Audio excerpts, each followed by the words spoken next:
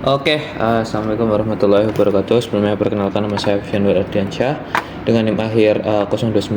Di sini saya akan melanjutkan gitu dari percobaan praktikum mekatronika dan robotika pada modul yang ke-9 terkait PLC with AI. Nah, di sini tujuan utama dari percobaan ini yaitu mengintegrasikan antara PLC dengan AI, di mana nantinya PLC akan dikendalikan menggunakan dari computer vision yang nantinya akan kontrol dari output dari PLC tersebut. Nah, ini modulnya yaitu terkait PLC AI dengan komunikasi dari Modbus. Ini ada PPT-nya, terkait dari materinya, di mana PLC yang digunakan yaitu Schneider. Kita coba buka dari PPT-nya. Nah, ini terkait dari materi yang disediakan, di mana ini AI Meet PLC Schneider, di mana ini nanti akan integrasi antara PLC Schneider dengan AI. Nah, awalnya kita konfigurasi dari PLC-nya terlebih dahulu, di mana konfigurasi awal dari PLC-nya yaitu kita ketika masuk di EcoStructure, kemudian kita inaktif keduanya ini, sehingga nanti tidak mengganggu gitu dari untuk uploadingnya gitu. Kemudian setelah itu pilih dari jenis PLC yang digunakan. Ini karena kita menggunakan TM221, maka di sini kita bisa ambil dari PLC jenis yang digunakan. Kemudian setelah itu setting alamat di PLC yaitu 192, 168, T1, T50. Kemudian setting alamat IP, terus di PC-nya menggunakan Ethernet karena ini komunikasi menggunakan Modbus ya. Nah, TCP IP, nah ini kita setting dari Ethernet-nya. Kemudian di PC ini kita setting menggunakan 192, 168, T1, T2. Nah, ini kita ikuti saja seluruh dari langkah-langkah yang diberikan gitu kan. Nah, terus kemudian ketika memang sudah di PC, kemudian kita konfigurasi di PLC-nya gitu, di EcoStructure-nya. Nah, setelah itu kita membuat program sederhana saja, yaitu untuk menghidupkan lampu, yaitu control on off, yaitu dengan input dan langsung output ke lampu. Nah, ini kita membuat beberapa, sekitar 4-5 lampu yang nanti kita kontrol menggunakan jari. Nah, kemudian di sini menggunakan dari function block untuk write dari PLC, di mana nanti input dari PLC-nya ini nanti dari AI-nya atau dari computer vision-nya, kemudian nanti akan write gitu di PLC-nya, sehingga nanti akan kontrol dari lampu atau LED yang ada di PLC-nya. Oke, ini fungsi dari function block-nya, sehingga nanti bisa kontrol. Terus ini kita integrasikan. Nah, terus setelah selesai dari pemrogramannya, maka kita bisa download dan upload gitu kan. Upload programnya via menggunakan USB. Terus nah, ini nanti akan bisa muncul dari GUI atau Graphic User Interface dari PLC-nya. Mungkin kurang lebih seperti itu dari langkah-langkahnya, dan sudah dilakukan, di mana sudah disetting. Saya sudah set up dari PLC-nya, sehingga langsung saja kita ke program dari PLC-nya. Mana ini dari program yang telah disediakan, mana ada beberapa launch dan media pipe untuk Modbus-nya. Dimana ini ada yang pertama ada media pipe launch Python. Nah, ini dimana digunakan untuk nah, ini importnya dari media pipe-nya. Karena yang pertama ini ada library untuk dari import class untuk membuat deskripsi launch, kemudian untuk mendefinisikan dari node ROS-nya.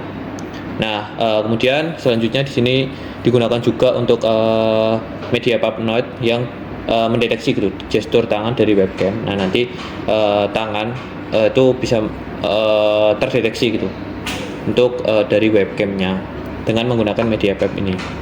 Nah, ini kurang lebih dari programnya seperti ini. Ini hanya komen saja atau penjelasan dari program. Kemudian ada Modbus launch. Nah, ini digunakan untuk komunikasi node dengan PLC, di mana fungsinya yaitu menghubungkan PLC melalui Modbus TCP, kemudian membaca input dari PLC dengan address 100 sampai 103, kemudian menulis output ke PLC, mempublish status dan subscribe ke topik untuk menerima perintah output. Nah, ini node-nya ini seperti ini, media pipe Modbus, di mana paket dari ROS2 sendiri, kemudian Modbus node, dan output screen gitu untuk menampilkan ke terminal. Terus di sini juga ada node untuk antarmuka gitu atau GUI-nya gitu, sehingga nanti PLC-nya dapat dikontrol. Nah, ini penjelasan dari program. Kemudian lanjut ke integrasi dari launch, dimana ini integrasi keseluruhan gitu, dimana untuk dari gestur tangan dan komunikasi. Nah, nanti ini diintegrasikan gitu di launch kita atau dijalankan gitu kan, dimana ini yang pertama itu terkait dari gestur tangan, kemudian yang kedua itu komunikasi dengan PLC, dan yang ketiga ini GUI atau node untuk antarmuka. Nah, ini program untuk integrasi dari ketiganya, sehingga nanti masing-masing dapat berkomunikasi melalui ROS dan yang berjalan secara bersamaan. Kemudian ini inisialisasi, terus tidak ada programnya, kemudian langsung ke kamera. Nah, ini program dari kameranya gitu dengan menggunakan OpenCV. Nah, ini fungsi atau kelas kameranya itu menggunakan Node ROS2, menangkap frame dari kamera dan mempublikasikan informasi ke frame, dimana fungsinya yaitu membaca frame dari webcam, kemudian memproses frame, mempublikasikan metadata frame ke topik ROS2, dan tidak mengirim gambar, tidak mengirim, hanya informasi frame saja. Nah, ini programnya. Yang pertama terkait dari muat konfigurasinya, kemudian membuat publisher, inisialisasi kamera, kemudian buat timer, terus inisialisasi variabel, cek status kamera. Nah, terus kemudian ada fungsi untuk timer untuk membaca frame dan publish dari info. Terus ada lagi, kemudian saat atau ditutup. Jadi ini dev destroy ini fungsi digunakan untuk membersihkan resource gitu, dimana ketika memang program atau sudah dijalankan atau percobaan sudah berakhir, maka node atau resource-nya itu dibersihkan, sehingga nanti ketika di start kembali itu bisa berjalan dengan baik. Nah, ini mainnya, fungsi mainnya dari inisialisasi ROS, kemudian install node, kemudian menjalankan node, nah, dan bersihkan dan tutup. Ini buat dari programnya.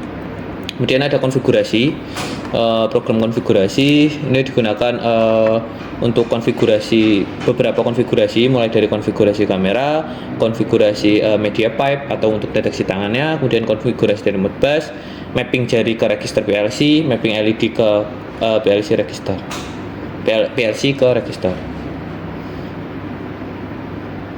Nah, ini dari programnya.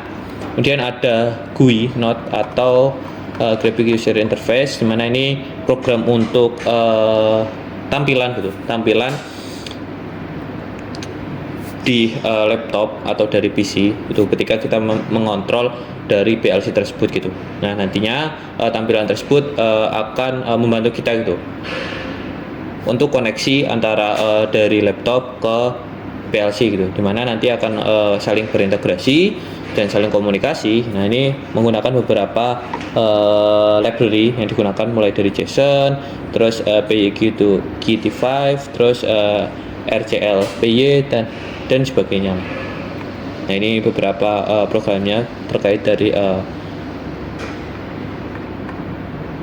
kelas atau definisi atau fungsi. Nah, ini kurang lebih seperti ini. Kemudian ada media pipe Modbus ROS Node PY, di mana ini digunakan untuk gestur tangan, membaca dari gestur tangan, plus dari pembacaan dari Modbus TCP control, di mana beberapa fitur mulai dari kamera capture plus media pipe processing, PyQt5, GUI with setting persistent YAML, terus Modbus TCP communication with custom register mapping dan IP scanning, finger to register mapping, dan editable PLC display. Nah, kurang lebih seperti itu dari fitur-fiturnya. Ini beberapa library-nya yang disediakan.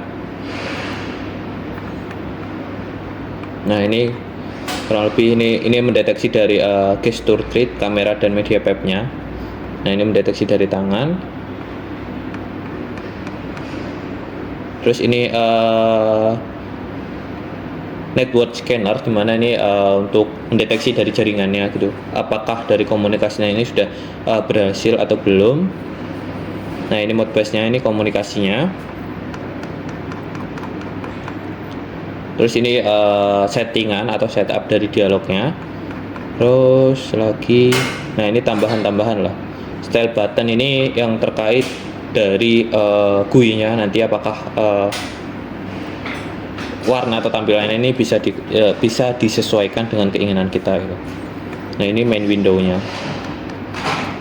Ini kurang lebih seperti itu dari media pipe programnya. Terus kita lanjut di media pipe node. Nah, ini di sini untuk mendeteksi dari tangannya kan tadi media pipe tersebut, mulai dari finger names. Terus nah, ini tampilan-tampilan dari media pipe-nya. Terus ada lagi terkait dari Modbus node.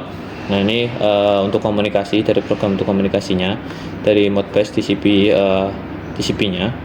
Nah, terus ada lagi, nah ini setup atau setting dari pemrogramannya, mulai dari media pipe name, media pipe Modbus, dan beberapa setup terkait dari pemrogramannya lah, mulai dari main trainer email, terus description, license dan sebagainya. Oke, mungkin setelah ini kita langsung saja melakukan percobaan dari PLC-nya. Karena di sini saya sudah record, setelah ini saya akan menampilkan dari hasil record percobaan PLC AI with Schneider. Baik, ini kita telah melakukan percobaan. Nah, ini merupakan dari GUI-nya. Nah, ini telah berhasil. Gestur tangan saya bisa mengontrol PLC melalui gestur tangan. Sekian, terima kasih.